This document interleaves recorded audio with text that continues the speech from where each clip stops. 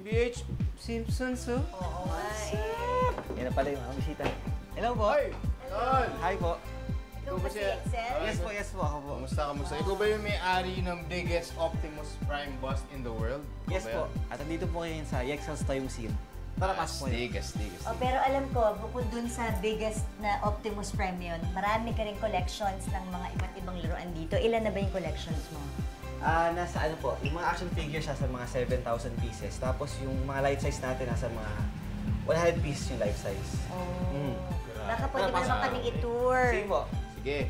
Ayan. Ito yung ating ano, mga pang-kids, yung mga Disney section, tsaka yung mga Nintendo. Oo nga. Ayan, sila Super Mario. Naalala ko yung kapanahunan ko, yung panglaruan namin. Yan tayo lahat nagsimula sa family computer, Yes, di ba? sa So, family nandyan yan. computer. Tapos, nandyan yung Doraemon. Tapos, ito yung mga Disney naman. Ayan sila Snow White, sila Beauty and the Beast, tapos Little Mermaid. Pero like ito, binili mo to or gumagawa rin ikaw ba ng laruan? Ito po ano, binili ko po ito. Binili mo to? Binili po.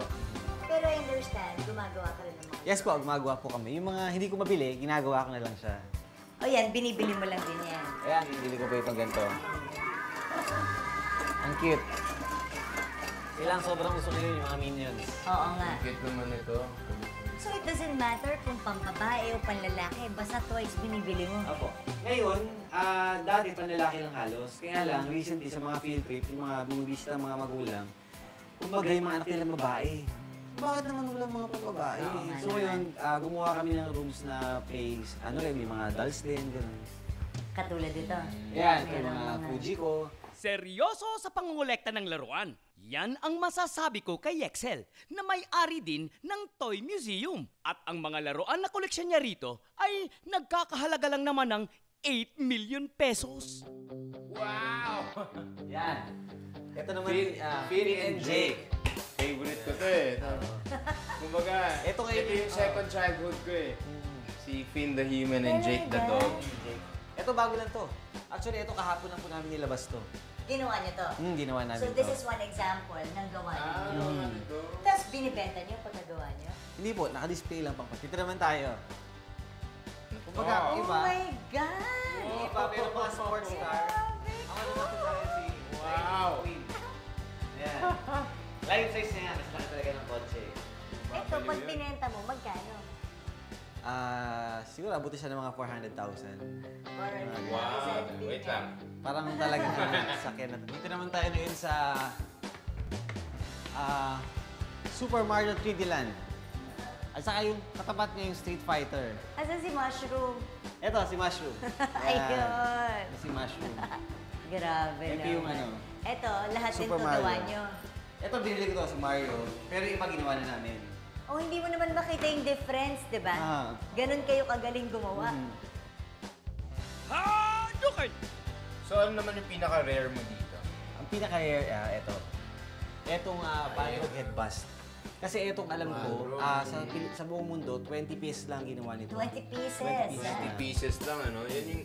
Diba You shall not pass! shall not pass! Nakaintindihan silang dalawa.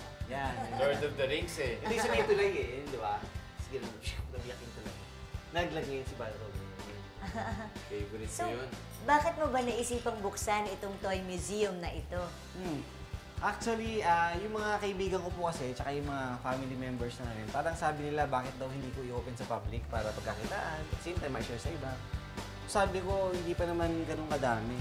Eh, nung after, habang tumatagal yung panahon, na, dumami na siya. So, nung nagka-budget, sabi ko, sige, i-open ko nga. Kumbaga, ito pong bahay namin, kinonvert ko para maging museum. Kaya tawag namin minsan, Houseum.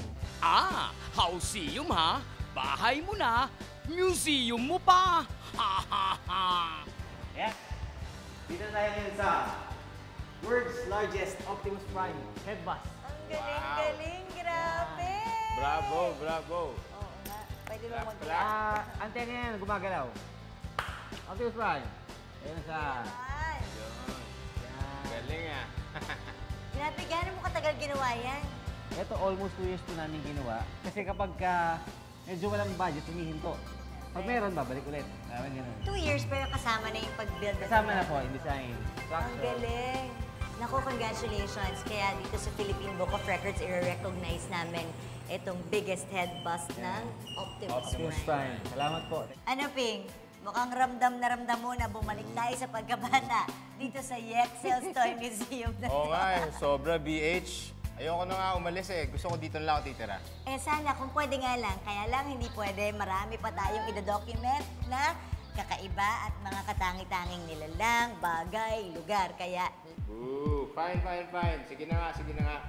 Pero dapat iuwi ko to ha. At sana, ma-maintain ni Yexel ang kanyang Philippine record bilang biggest head bust ni Optimus Prime. Hanggang sa susunod, ako po si Ping Medina. at ako naman po, si Bernadette Herrera-D, ang inyong official na tagapagtala dito sa Philippine Book of Records.